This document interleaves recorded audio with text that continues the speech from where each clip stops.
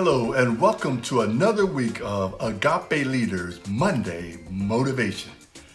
This week I'm super excited. As a matter of fact, I'm pumped for you to hear from a friend of mine. His name is Zack Santos. Zack was once described as a modern day Paul from the Bible. And I didn't know him at the time. It was when he was in college, and some of his college classmates or college mates were describing him in absentia. I just want to use that word and make it sound like I was smart. But they were describing him. And so when I met him, this is the standard by which I was to measure him. Well, I'll tell you what, they were right. This young man is amazing. His love, he has 4 daughters. He is the perfect girl dad. The perfect girl dad. And so I'm excited that you are going to get this opportunity to hear a motivating word from him. So without further ado, here is Zack Santos with this week's Monday Motivation. Greetings, brothers and sisters in Christ, and to those tuning in to today's Monday Motivation episode. My name is Zachary Santos, and I'm humbled that I have this opportunity to share a word with you. Well, I first met Mr. Mays in 2005 through my wife, which my wife has known much longer than I have, probably since high school. And since then, he has been a steadfast friend, and over the years has become really like family. Mr. Mays has been such a huge blessing to my family, and probably is the most supporting, encouraging, and loving friend I know. And for those that know him, know that he is 100% sold out and loves Jesus. So 2020 has brought us all a unique set of challenges and uncertainty, but I wanted to share with you a personal challenging time, which I'm kind of still going through right now and experiencing, and how God is helping me get through it. So over the last couple of months, I've been facing an incredibly challenging and stressful time at work.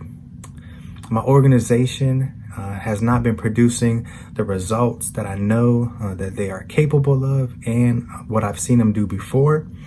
I felt like my boss was constantly on my case, and all the plans and all my efforts nothing was going right.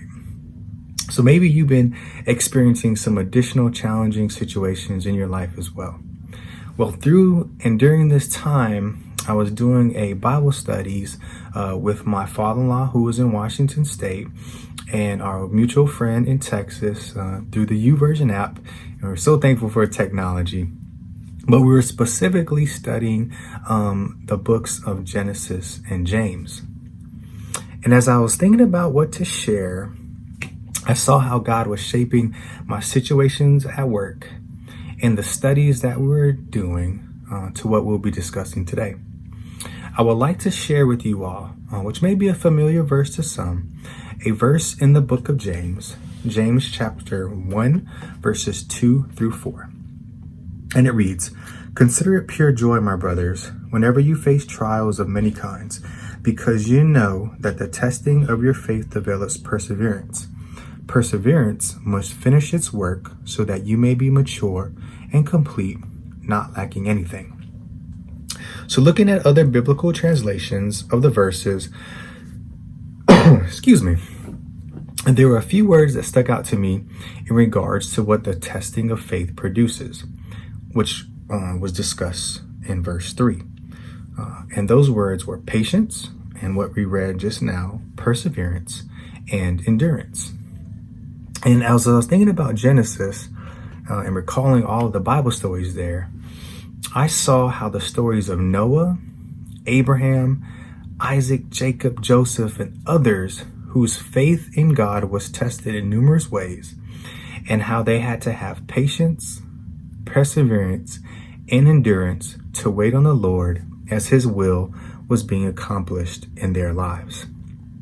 I would also like to read you something that Paul told us in the book of Romans 8,